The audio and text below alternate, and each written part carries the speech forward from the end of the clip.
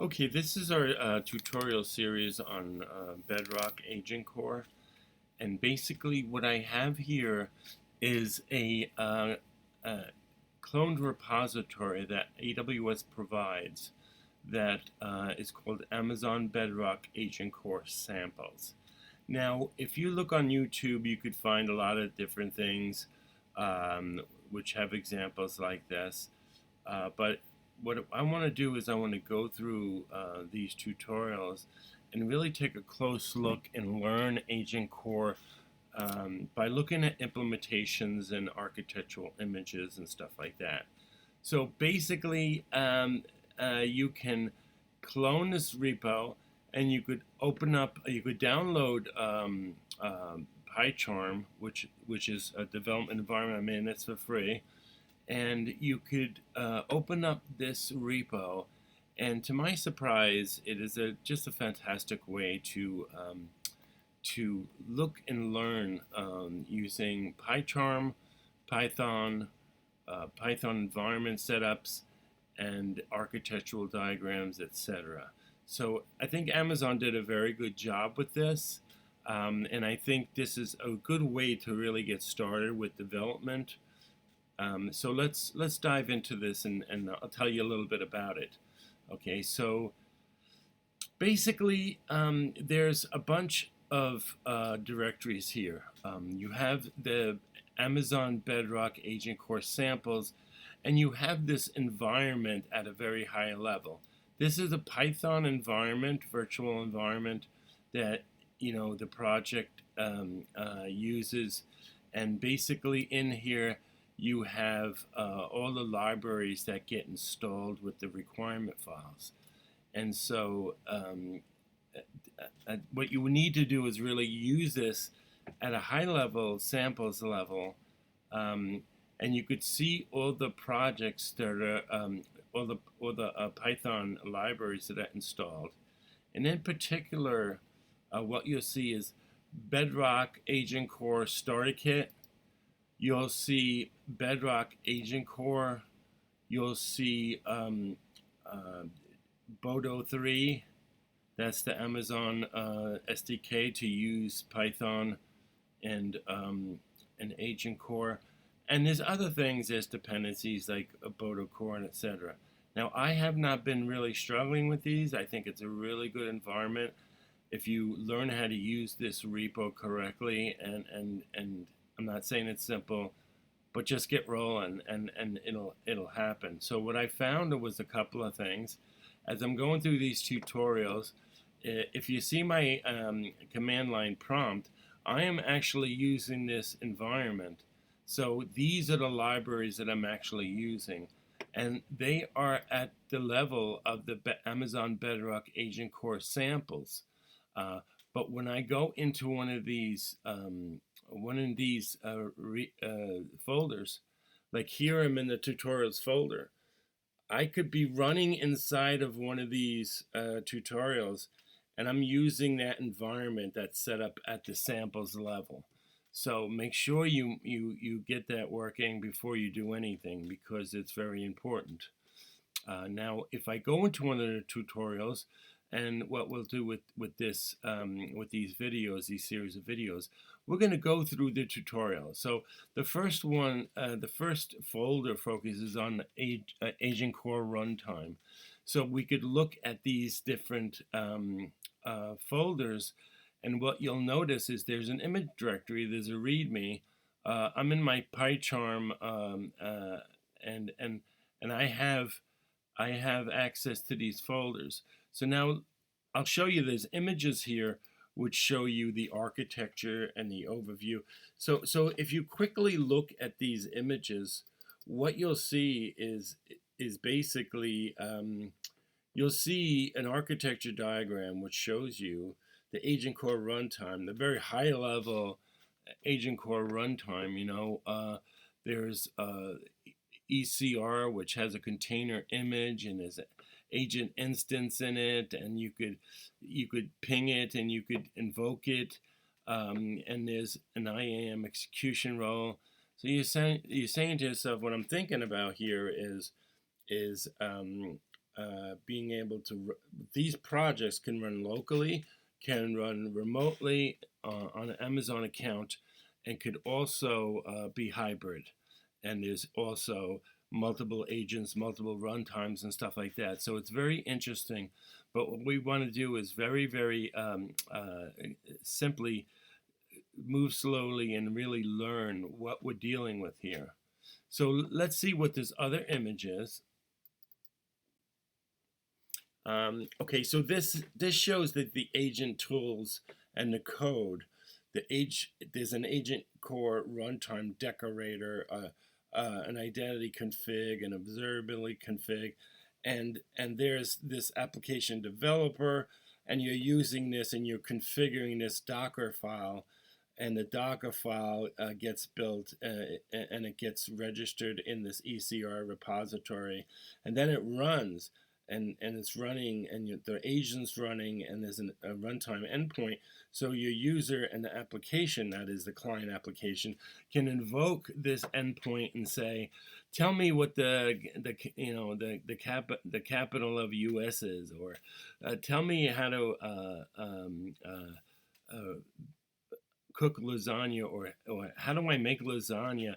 So the bottom line is that you're building an application to query endpoints, and the endpoints basically are running agents, and some of those agents specialize in certain things. It could be a customer service agent, it could be a recipe agent, and so basically you're looking at the large scale architecture here, which there's better images here in the other tutorials, so let's just move on.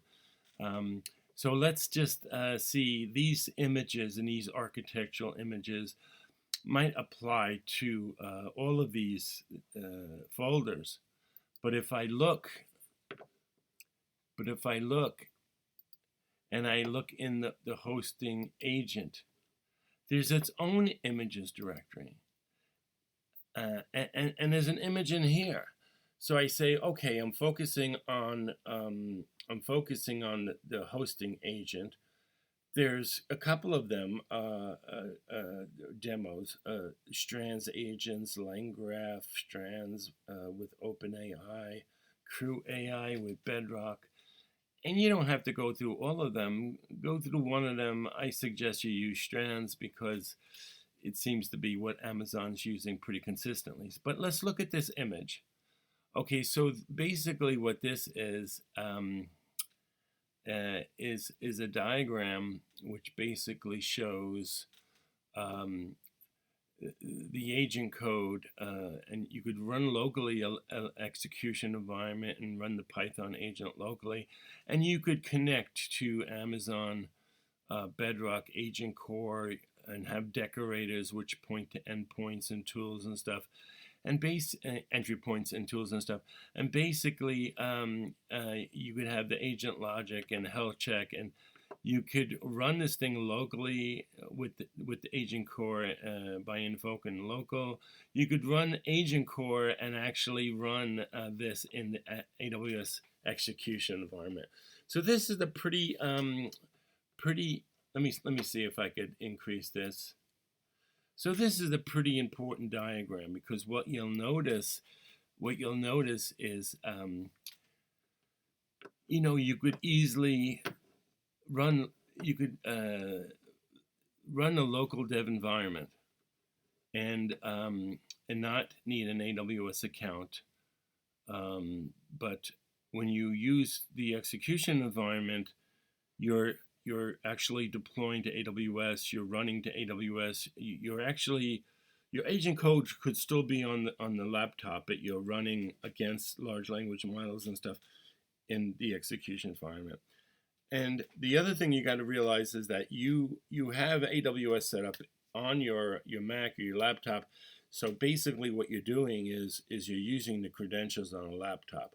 So I have credentials right now pointing to an AWS environment, which I call, it's my QA environment. I call it dev, but it's really like a QA environment, official QA environment. It's not my production environment. So my credentials are pointing there.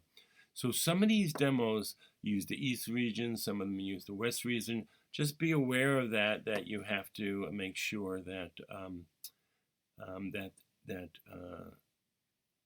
that you could run in these different regions. Okay, so basically let's get to the coding and the demos and see what we're talking about here. So let's look at this first one, hosting agent, using a Strands model. Now this has its own images, and we're going to look at that. But it has a Bedrock Agentcore YAML, a Docker file, a README file, requirements, and there's a notebook, and there's a Strands Claude Python script. Now, the interesting thing about this environment is I'm running in PyCharm. It's a development environment which is basically to run Python code. And what I found out is it's spectacular because, first of all, it's free. At the moment, it's free. And if you look, it provides Juniper notebooks to run code. So what this is going to do is use these resources and be able to install, run step by step different parts of the project and actually test it.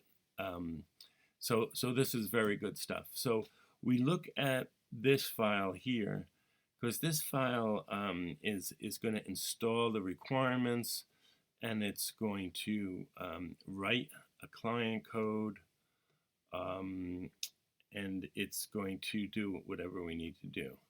So let's go through this really quickly. Okay, so here's the requirements file. I need Strands agents tools, UV, that's a Python package manager, Boto 3, Bedrock Agentcore, and the starter toolkit. Okay, so it's important that we realize that we have all our dependencies that we need. So basically, what else is in this directory? Well, there's a Docker file, and the Docker file is going to do things that we need to deploy our endpoint in a container and register it with the ECR registry and be able to run it and kick it off and invoke it, the entry point, etc. So all this stuff is sort of happen automatically. This is a YAML file that sets things up for you, and all of that is already defined. So the goal is to run this thing without modifying anything. Now, I got to be honest with you, it is pleasant to do this because it does work. So let's try it. Let's do this. Now, keep in mind that I do have my environment set up. And I've already installed a bunch of things in my environment. Okay, so this virtual environment I'm using for this repo, and basically this is going to have my packages and the versions that I want to use with this project, and it's giving me some isolation. These notebooks want to run certain things in certain versions of software, and the requirement files might define them, but the bottom line is a lot of them use the same packages.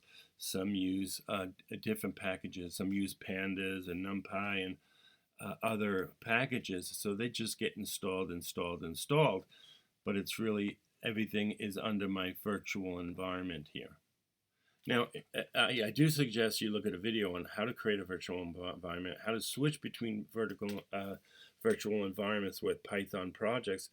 It is kind of confusing. Or I do suggest you focus on one environment with one project and make sure you understand what you're doing. So this environment is active. I have the ability to activate it. I have the ability to deactivate it. I have the ability to install things in it. You'll see under this directory, there's activate scripts and everything. And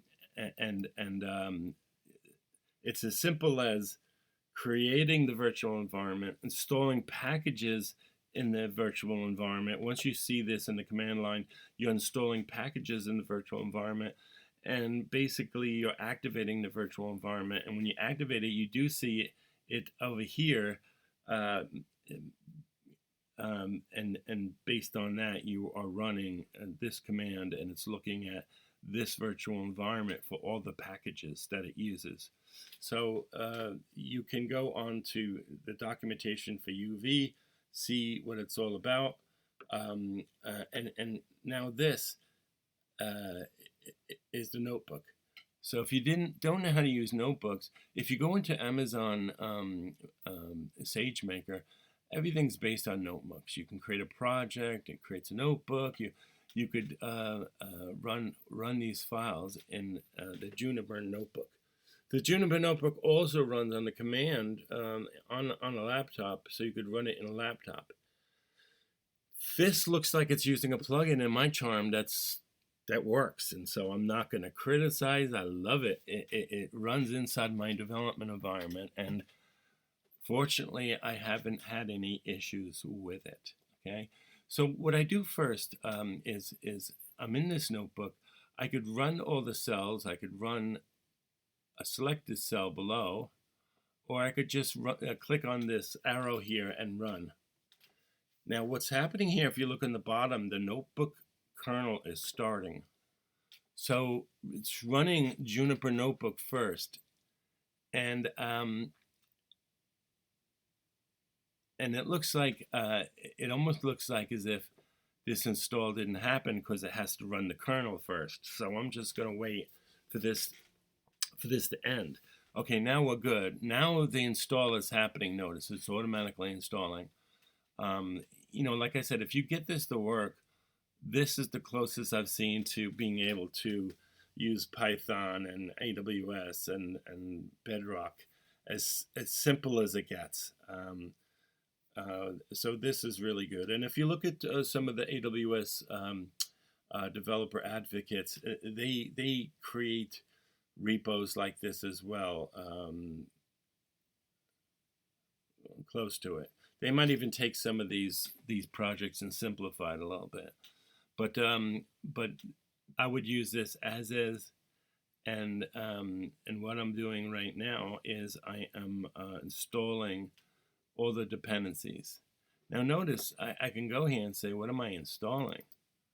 I'm installing these things. They're already installed, and sometimes you'll get that the requirement's already fulfilled. But I restarted the Juniper notebook, so that's not happening. As a matter of fact, I'm wondering what's going on right now. I just want to make sure that this is running properly. So let's see. Okay. So now it's gave me this little check mark here, which means it all installed. And I'm getting this error here, pips dependency resolver does not currently take into account all the packages that are installed. I don't really feel that is relevant to what I'm doing. And by the way, when I ran this, I didn't get this error. It wasn't until recently when I started using more advanced packages that I started to see this. Now,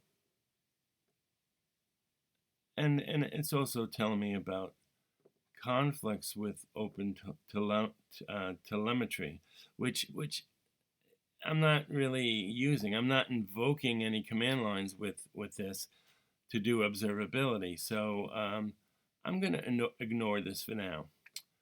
Okay, so now let's look at the next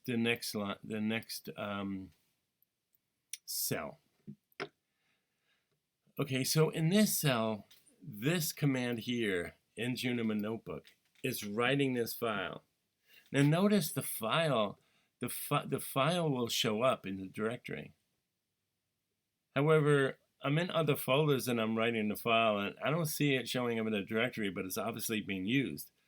I don't know where it's going, and at the moment I don't care. But with this write, what it's doing is writing this file, and this file is kind of like let's take a look at this file because it's really important. Okay, what it's doing is it's defining a tool. Let's look at the import. It imports Strands. It imports the agent and tool from Strands. It imports the Strands tools because it needs calculator. There's a calculator there that we could use. There's an argparse, a JSON. There's Strands models, and you import Bedrock model. Now, I must say, this is confusing because there's so many ways you could write this, and there's so many different imports. What I find is I struggle, going from Strands to from one model to another, from Strands to other packages. It's just, and what I would suggest is always look at something from Amazon that works, and make sure you have a notebook and it works. And so that's what I'm doing right here. Now I don't know what's going on down here. It's analyzing the project. But what I'm going to do is just let's review this. There's a tool here. Now notice tool comes from Strands. So I'm just annotating this function. And I'm just hard coding return Sunny. Of course, this is AWS code, not mine. But you could do anything you want here. I'm pointing to a model ID. Sometimes I was forced to point to an ARN, not with this project, with other projects. So I'm pleased to see that this is working. Notice in my credential file on my laptop, on my Mac, I have a credentials file. I might be pointing to the West region.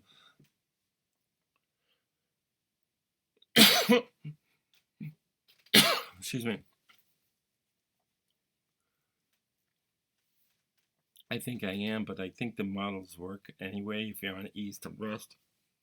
I'm not having any problem with that.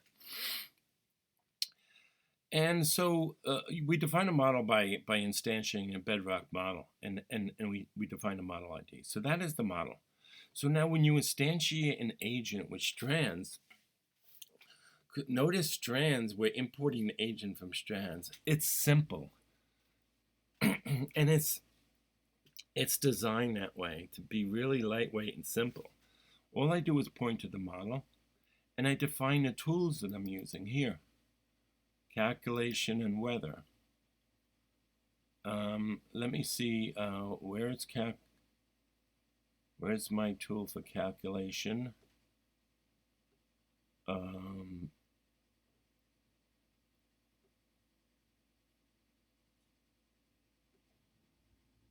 Oh, notice this file, this notebook file. In reality, it will show you the architecture diagrams. It will show you documentation of what the code is doing.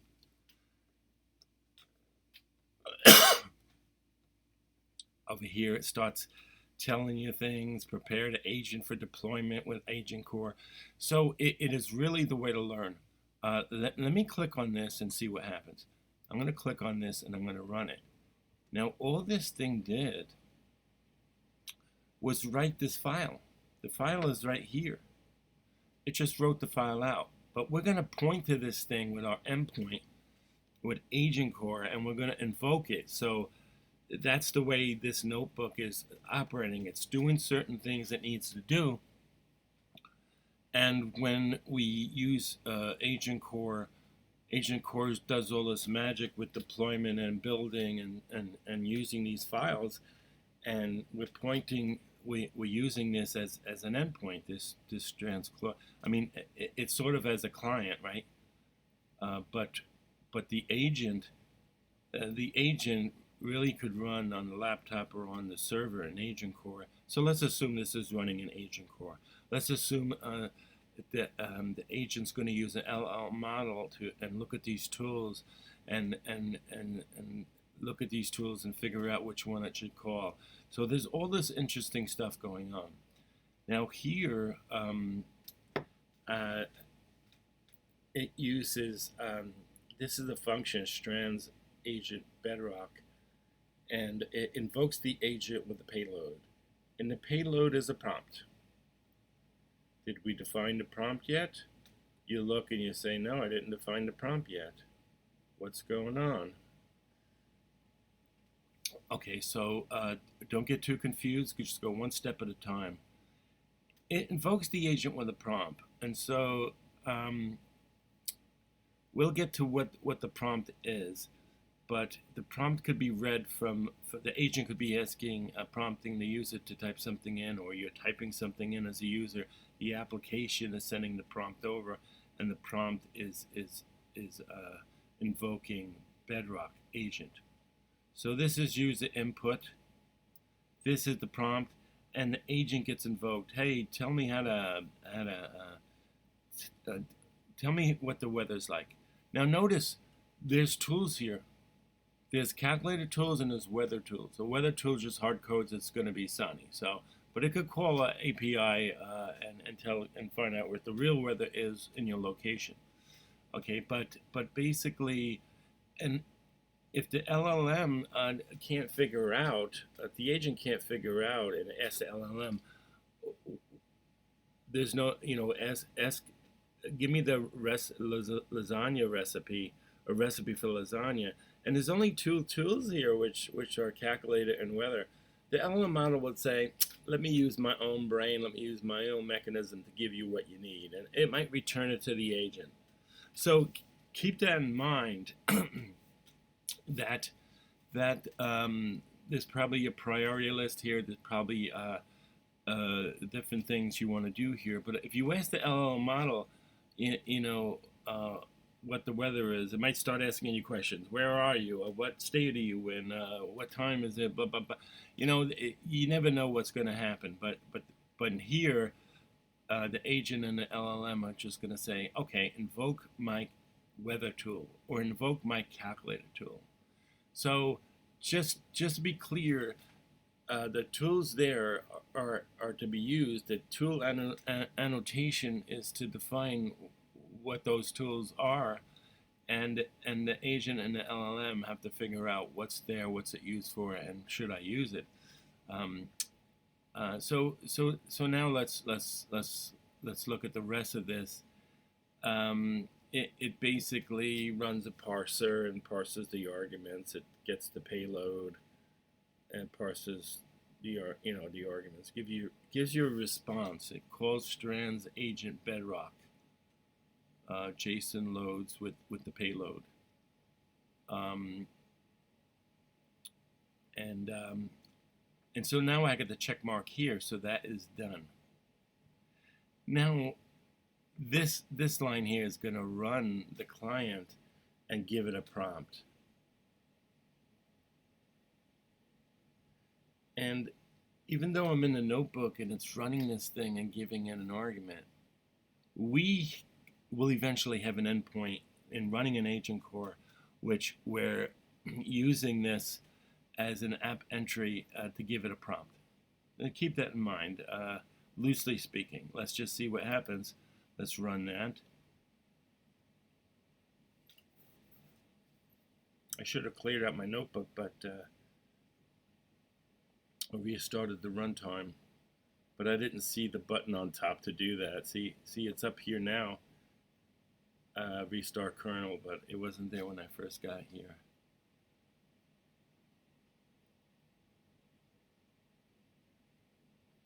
The weather is currently sunny. Huh. So basically, this code here that I written to disk, if you run it with a prompt, it invokes the agent. And let's go look at it again. Where is it? This file. It has two tools. It has an agent. Look, Here's a system prompt. You're a helpful assistant. You can do simple math calculations and tell the weather. That's all you could do. You're very specific. So when this program is run and it's talking to this agent, the agent knows, hey, I'm a helpful assistant. I got these two tools. Give me a question. I'm going to talk to the LLM model and figure out what to do. Now I'm going to use this particular anthropic model. Therefore, that's the one I chose to use, and the agent is using that, and basically I get this answer here. Now notice I could do the same thing. What is 2 plus 2? And it basically tells me I'm using the calculator tool. 2 plus 2 is 4. Okay, so this is as simple as it gets. You know, you got this Juniper notebook. You got all the lines of code. You got everything set up. You're running these cells in a notebook, and basically you're moving forward. Okay, now let's read this. Preparing agent for deployment on Agentcore Runtime. Let's go back to images and take a look at the images.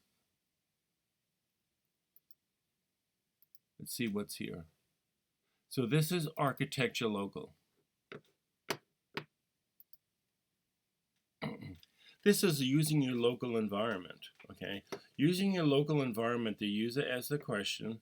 The agent is running in your local environment, has two tools to use, and basically it uses the LLM in the cloud to give you information and help you with the request and the response, and it determines which tool I should use.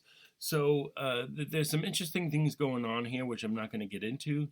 But one thing is like discovery of these tools, and the agent being able to know they're available, and this is where MCP comes in and everything. We'll get into that later.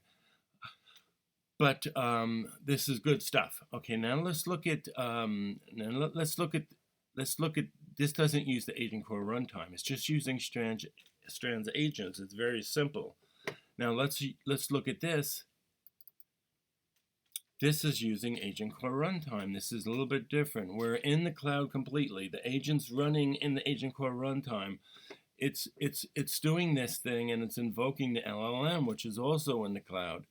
So the runtime puts a wrapper around this thing, and does the security, the observability, the identity management, everything that you could possibly think of with security and IAM and identity providers and stuff. But it's just one step in moving forward, understanding what Agentcore is. Agentcore is that environment on the AWS cloud where I could use it to run agents and LLMs. Now, the interesting thing here, is what's happening in a notebook. Because the truth of the matter is all my code is doing things for me. It's deploying, it's creating the container, it's running, registering the container, running the container, and it's doing the code build and everything. So everything is fantastic. Okay, let's move on. Okay, now I didn't go through these other diagrams here. Let me do it. But this is preparing the agent for deployment on the Agentcore runtime. We just saw that diagram. So let's see what we're doing here. Let's start with our Strands agent using the Bedrock model. All the others will work exactly the same. So what this is saying is I'm using Strands. I'm not using Crew AI. I'm not using LangChain. I'm using Strands, and I recommend you do it. It sounds like it's new and it's more difficult. It isn't. It's simpler, and it's what Amazon's doing for the most part. So use it. It's the best way to learn. That's what I could say. Okay, so now let's look at what's here. You import the runtime app by importing Bedrock Agentcore app. So here it is here. I'm importing from Bedrock Agentcore app.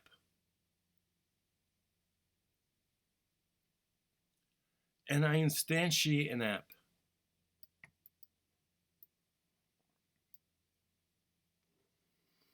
And I decorate the invocation function with the app entry decorator. So where am I with that? This is my entry point. Now remember, this is the payload. I'm invoking this like an API endpoint, right? I'm just calling this from a client or an application, and this is my entry point that's being exposed through my container or through my Amazon environment. Doesn't matter. Okay, so it's I'm gonna say it's magic, but you know it's not. Invoke the agent with a payload. It's magical enough that I like it, because I don't like what do you call it, deterministic APIs. It gets very difficult. So let's see what we have here. Okay, so this particular cell did write the strands, and here see how the diagrams show up in the notebook. I don't think that the other diagram showed up yet. So yeah, maybe this is the one I should have looked at first. It's not clear from the diagrams here, but there's a configure PNG. Let's see if that's the same. Yes. Let's just leave it at this. So you're looking at the notebook, and like I said, notebook's very good because you could start documenting what you're doing and document what you need to do in the following cells, etc. So this, what happens behind the scenes with this Strands client code. This, I call it client code, but this is really running on Amazon. It has the entry point. It's really the entry point. So what happens behind the scenes, okay? When you use this automatically, it creates an HTTP server that listens on the port. It implements the invocation endpoint. It implements a ping endpoint, so you could do health checks. It handles proper content types and responses. And it manages error handling according to AWS standards. So that's a mouthful. And like I said, being that I'm developing something that's kind of like an intelligent agent, I don't really want to be boggled down with some of this infrastructure and some of this detail and problems. I just want it to work. So deploying, right? Create agent at runtime operation. It supports a comprehensive configuration options. Let's see where that, yeah, so that's that's below. So when we create an agent runtime operation, you could also configure the protocol settings, whether you're using HTTP or MCP. MCP, just so you know, MCP is different than HTTP because it involves the discovery. What tools are available? My weather tool, my calculator tool. If I have hooked up a Gmail calendar, if I have hooked up any other external service, I could find out those endpoints that they support MCP, and I could discover them and figure out how to call them. And the LLM can help the agent do that. So it says here the best practice is to use the ECR container using CI/CD pipelines and infrastructure as code. Now that's the part we don't want to get caught up in, but this, where you'll see how magical these stuff happens using this code, and all of the repos are kind of doing the same thing with different frameworks, etc. Okay, so it says in this tutorial we're using the Amazon Bedrock Agentcore Python SDK to easily package the artifacts and deploy them to Agentcore Runtime. That's a loaded statement, but yes, finally. Okay, now this is the configuring of the Agentcore Runtime. First, you need to start a kit, and you need to have an execution role. You got to set everything up. You got to launch the container that's in a repository. So this is configuration step. So let's look at this cell. Here we have Bedrock Agentcore Starter Toolkit. We're importing runtime. Well, this is a runtime tutorial. I need a runtime to run my agent. Now, keep in mind that I'm using a runtime and I'm using a session. And the user's talking to me, and it has a session, and there's an agent helping that user in that one session ID, and it's running in a runtime. We take all this for granted. But here's my Bodo session, here's my region. And now I create an Agentcore runtime with this line of code. And I define an agent name, and I configure the runtime. So this runtime is configured with an endpoint, entry point, with an execution role, auto create the execution role true, auto create the ECR true, requirements file is this file, the region, and the agent name. Okay, so I run this. And what this is doing is this is creating my runtime. Let's see what it gives me back. It gives me a warning, an error, which I've been ignoring.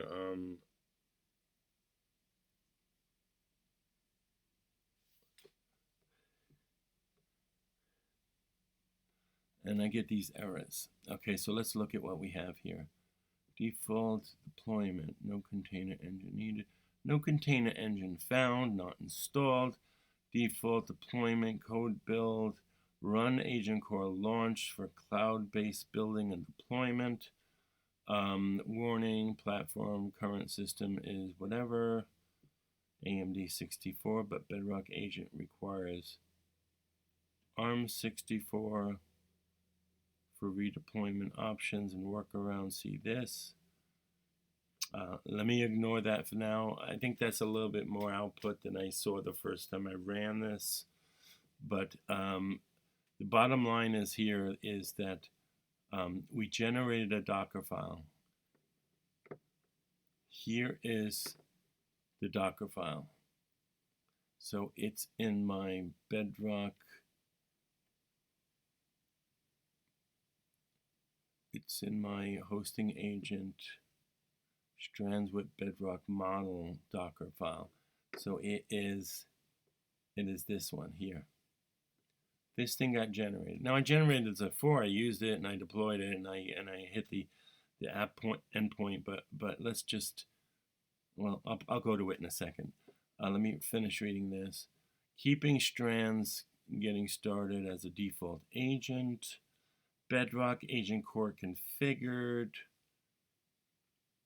and it used this YAML file to configure. Okay, so it looks like this Docker file and this Agentcore YAML file were used. What was done locally versus remotely, etc. It's interesting, but let's just see what else is here. Okay, so here's the configuration. Docker file path, Bedrock model, user Agentcore samples. I'm in tutorials. Bedrock model Docker file. Ignore path. Ignore. Let's just look at this next diagram. So what we're hoping now is we have a Docker file that can be launched, and um, when it's launched,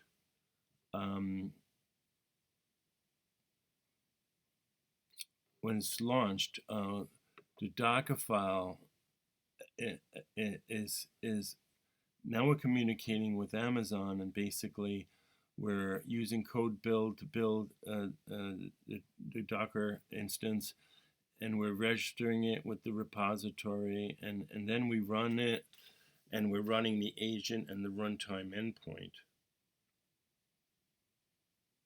And after this, you should be up and running, right?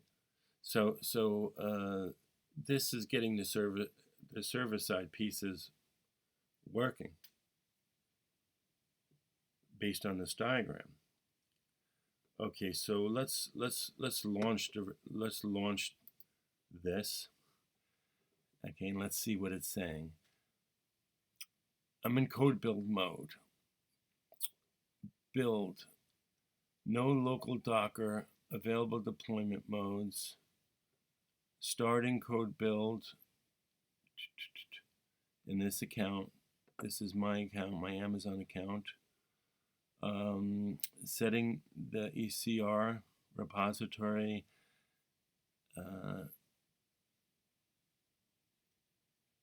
Getting or creating the ECR repository for the agent. It doesn't exist. We're creating a new ECR repository, and this is what we're calling it based on my configurations in my files. The registry is available. So it gives me this little summary of, okay, I've got everything configured now and built.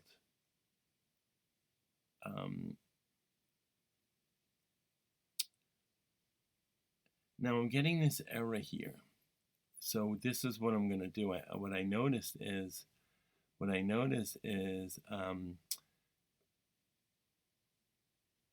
if I change this, okay, so I've already deployed this. Maybe I didn't delete the resources. So if I'm changing this, I'm going to change this.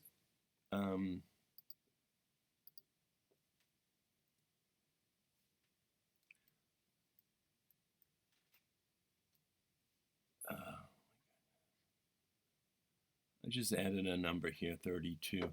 And I'm going to run this one again. It's finished. Let me run this one again.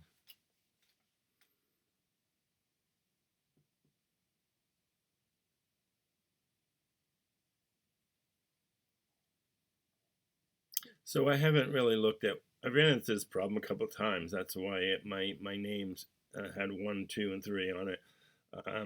Because I think you have to delete the proper resources, and there is a script at the bottom to delete everything in this notebook.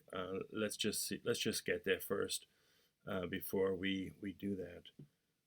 But that's the only thing I've changed in these files, and I only did it to get around this error, which probably means I'm generating resources and I'm getting charged for it, and I gotta be careful and try to clean up my environment. I haven't been on my Amazon account for a while now, so I haven't been going there to clean anything up. But these scripts are supposed to clean things up. I just haven't been running them. But we'll run them this time to see what happens.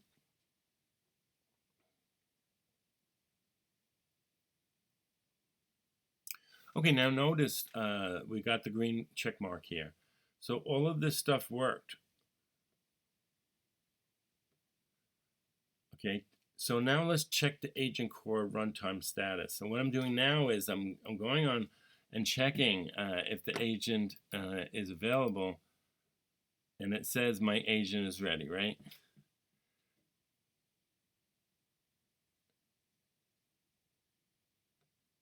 Okay, so now look at this down here. Now I'm going to start invoking the runtime.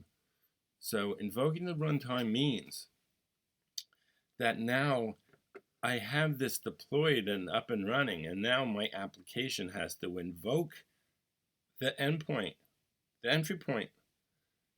Okay, so notice how this notebook and diagrams and project is orchestrated fantastically to learn Agentcore. And you know, like I said, I'm giving praise to Amazon because I think things are changing, and they understand what it's like to be boggled down by infrastructure, by things not working, etc. So this is their way of saying, "Hey, try this." Now, this is running in a notebook, but don't get me wrong. I could easily scrape this and put it in a program and run it on my command line. It's not as complex as you'd think. Okay, so let's look at this. Okay, now we're going to invoke, and we're going to invoke the agent. We're going to invoke the runtime and say, "How is the weather now?" And so let's do that.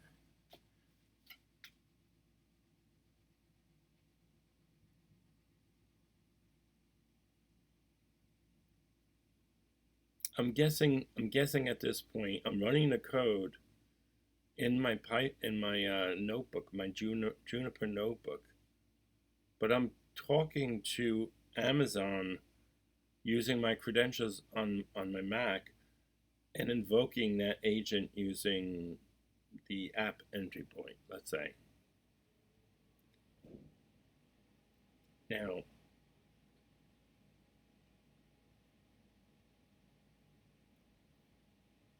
Now, it looks like I got an error, a runtime invoke error. So let's see what's happening here.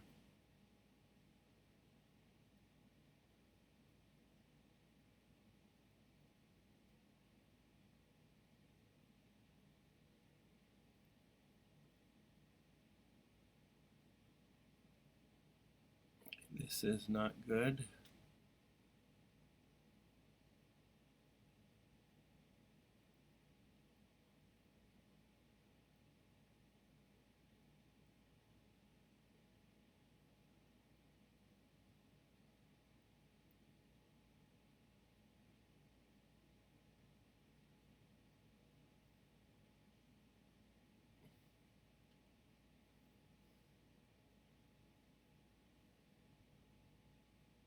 Okay, so this is a traceback. Let me look at the bottom. Runtime client error. An error occurred in this when calling invoke runtime operation. An error occurred when starting the runtime. Please check your CloudWatch logs for more information. Okay, this is the way I'm going to approach this because sometimes, you know, it's just hard. I'm going to restart the kernel. Okay, so restart the kernel. I'm not interested in debugging right now because I ran this several times and it worked. And keep in mind, notice down here I'm restarting the Juniper kernel. Now I could run all the cells, and all the cells should run, and I should be able to see all the output. And I haven't really done that. I've done that once, but I haven't really done that for this particular demo. But if we continue having problems, I will do that. But let's just see what happens. Okay, what is going on down here? I have no idea.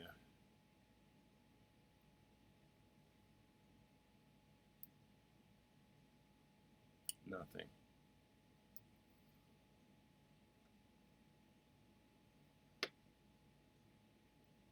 Okay, so I guess I'm wondering why I'm still seeing output here. Let me close this. Let me open it again.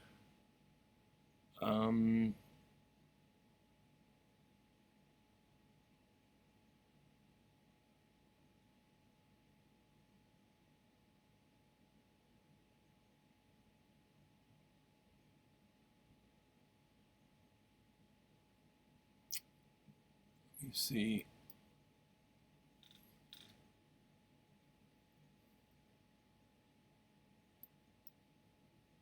because I know I've used Juniper notebooks before, and there's a way to clear all this out. I just don't remember how to do it.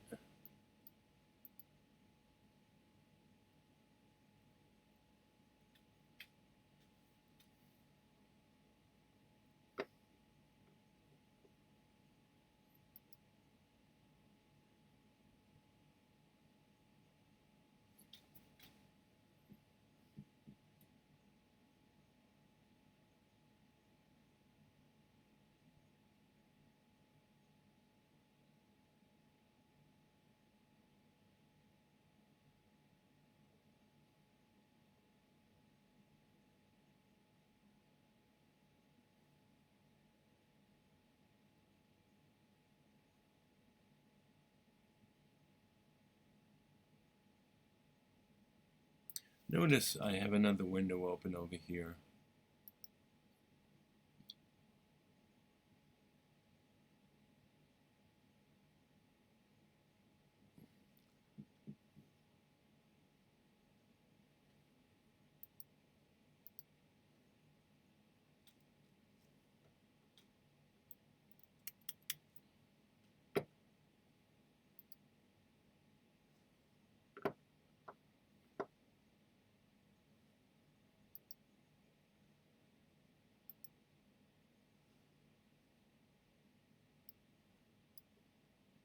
Notice I'm on Steve's Mac here, and let's see where I'm at.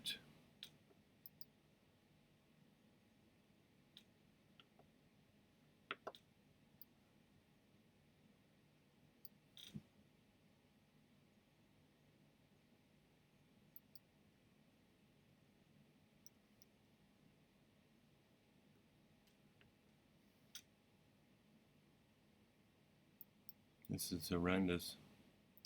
What I found was I got a warning saying my Amazon queue is running and it's taking up a lot of resources, but I don't know if that's the issue here. Notice it just started updating things.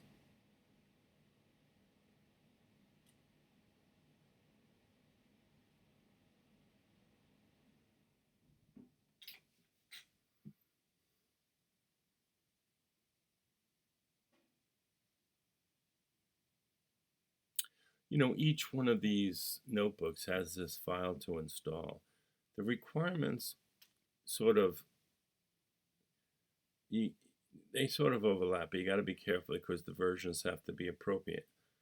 But when it adds new packages like NumPy and Pandas and LangChain and stuff like that, you have to run it, you know, because you got to make sure that those versions are compatible with each other. But this is taking way too long. It doesn't usually take this long. So I don't know what's going on here, but it's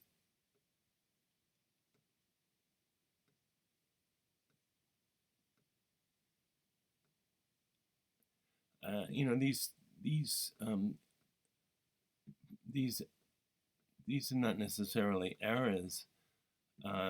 Some of the stuff comes out in red, but in here it does say that my open telemetry has some incompatibilities. But and it's using Nova Act. Nova Act's used in a later project. I'm not using that here. I'm using Claude, so I'm a little bit concerned about all of these folders running with the same environment. But let me move forward. So then let me remove this and see what happens. Let me delete this.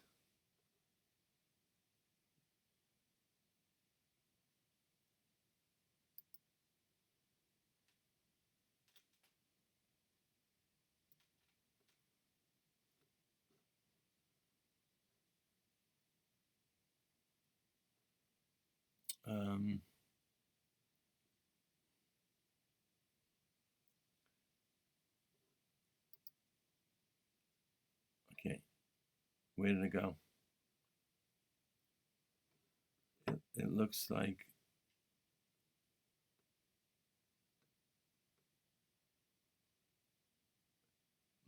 these packages used it.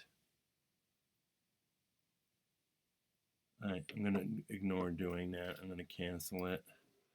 Okay, let's run this thing again. Overwritten strands. Let's run this.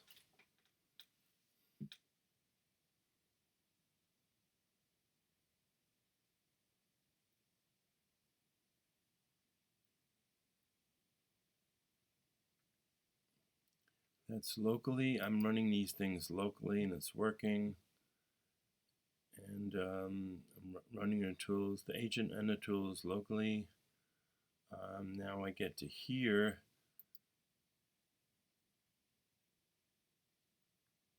Oh, this is interesting because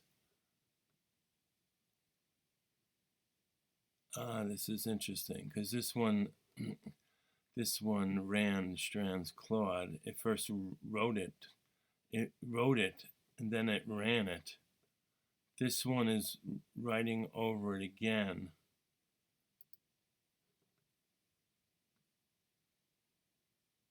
So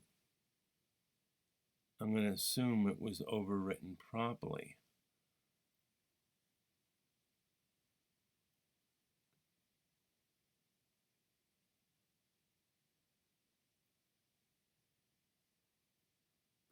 Where the heck is the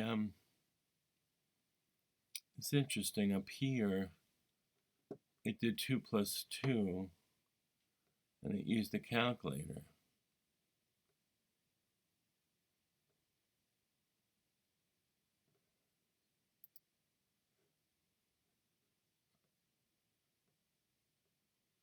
Where's the calculator? Oh, the calculator is actually called from imported from Strands. It's using the Strands calculator as opposed to a defined one in the code. That is interesting. But that's okay. Let's see, where are we going now? So now we overwritten Strands. Main entry point. Now let's configure this.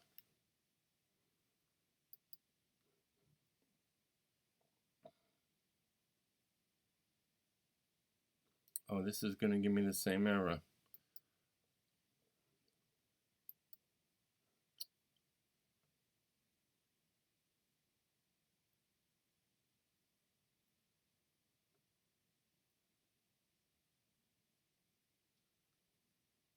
Yeah, let's go back over here and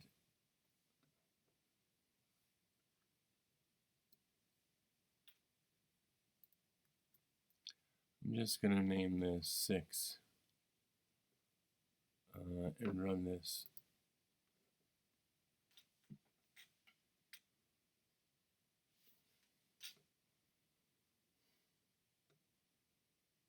So my configuration's done.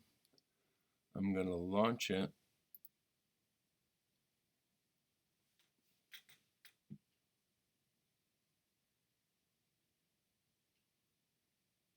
Later on in the tutorials, that shows you how you could launch multiple runtimes, multiple agents with different sessions. So these demos are pretty good. And like I said, when I first went through this, I didn't get hung up on all these problems, but for some reason, it seems like the later projects. See, there's so many different projects here, and they all install different packages and different versions, maybe different versions, and they're all installing it in the same package manager, which is in this .v env environment. So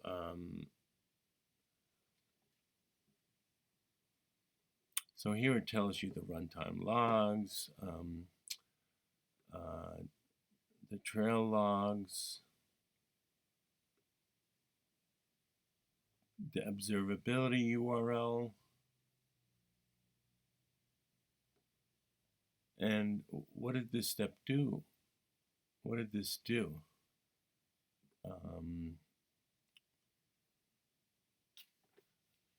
It built the did a cold build and it put it in a repository and it launched it from the repository, and it is now running in Agentcore.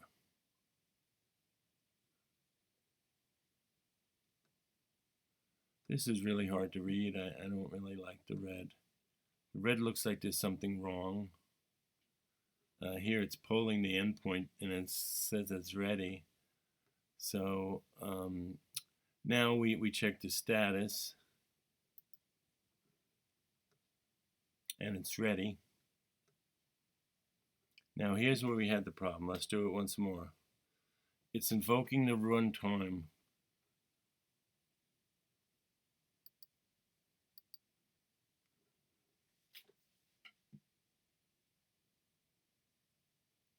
Okay, now that worked. So just to point out, the notebook has cells that have to be executed in order. However, you could be in one cell and just re-execute from that cell. But typically, you could run all cells. And typically, I restart the kernel and I just go through the cells one at a time because we're learning here. Okay, so now the response: the weather is currently sunny. So this is a situation where we use the Agentcore runtime on the cloud, and our application made a call to find out what the weather is, and this is the response we got. Okay, now let me see this. Invoke response, display markdown response text.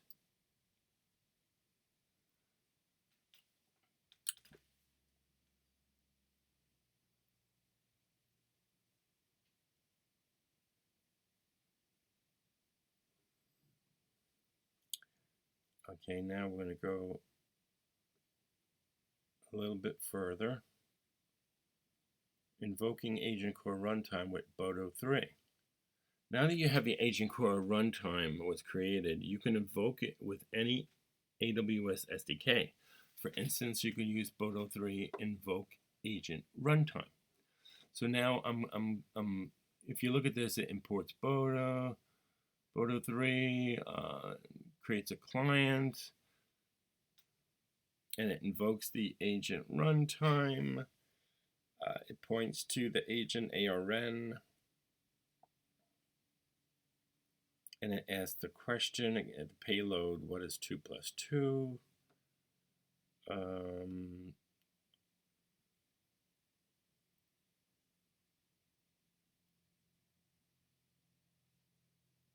let's just see what happens here.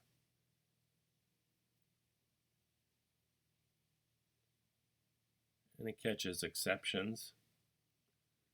And notice the output. You see the output already.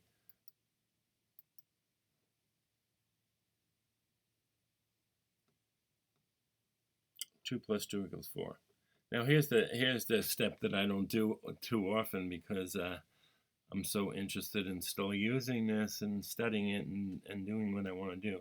But this does a cleanup. And this is something I definitely have to do because I'm going to get charged for whatever's going on here. And now I did this once. I did this once with my instance of my notebook, right? It doesn't mean everything's cleaned up, right? Remember, I came up here and I named this thing, remember?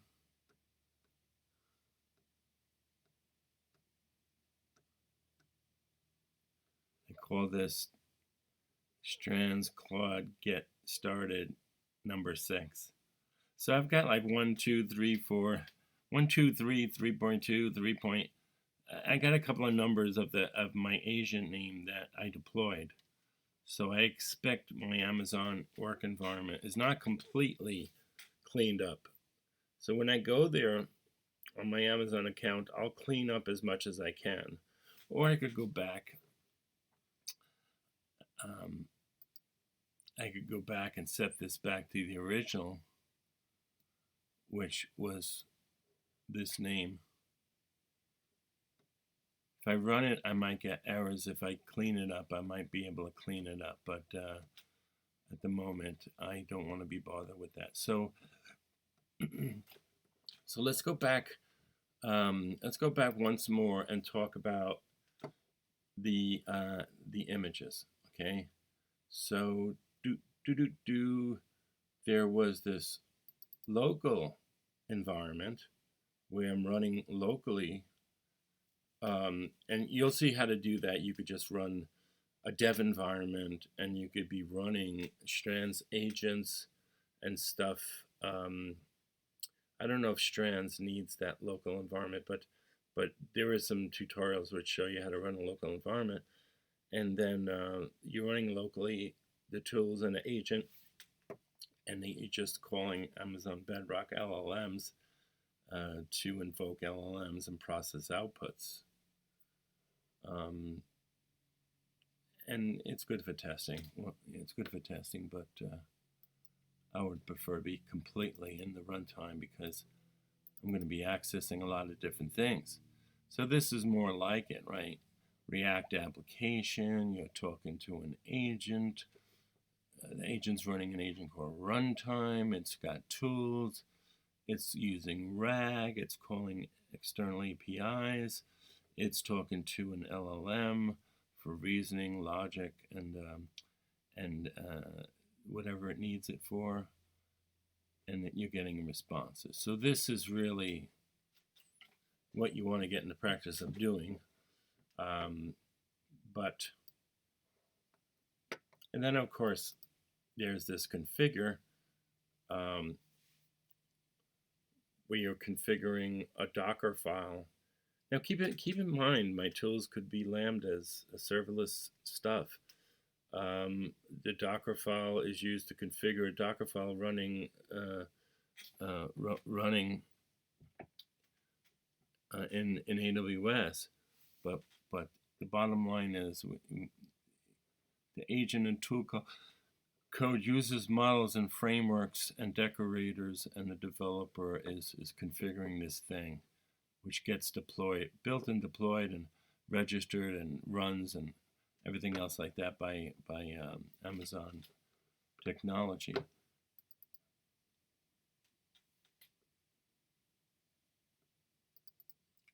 Yeah, so these aren't necessarily in the proper order.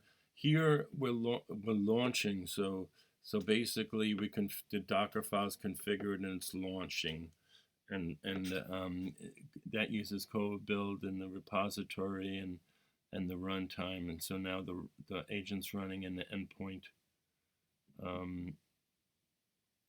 is the entry point, the application entry point is there, and the fourth. And the last image is you're invoking that endpoint. So this is a very nice constructed tutorial, and I suggest you download PyCharm, you set your credentials, you make sure that you make sure that your Python environment is created. Your libraries are getting installed here at the sample level, and you're activating it with one of these scripts, deactivating it with these scripts, and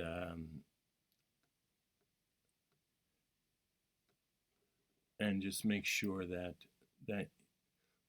all your projects, when you run them, you're installing the appropriate libraries. They're appearing in the lib. You see them appear. Like I said, as you get further into the tutorials, you'll see that there's Hugging Face being used. So these things get installed.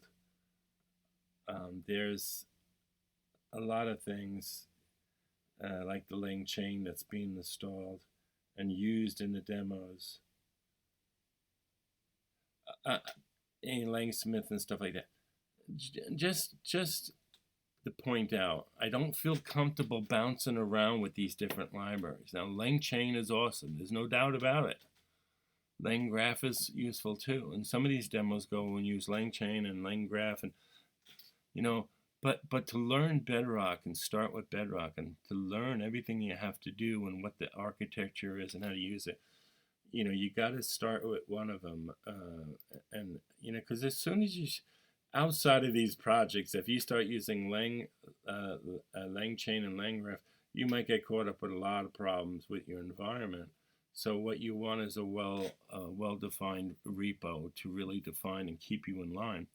And with that said, that's all we're going to do for this tutorial. It was the hosting agent tutorial that we looked at, and stay tuned for more demos.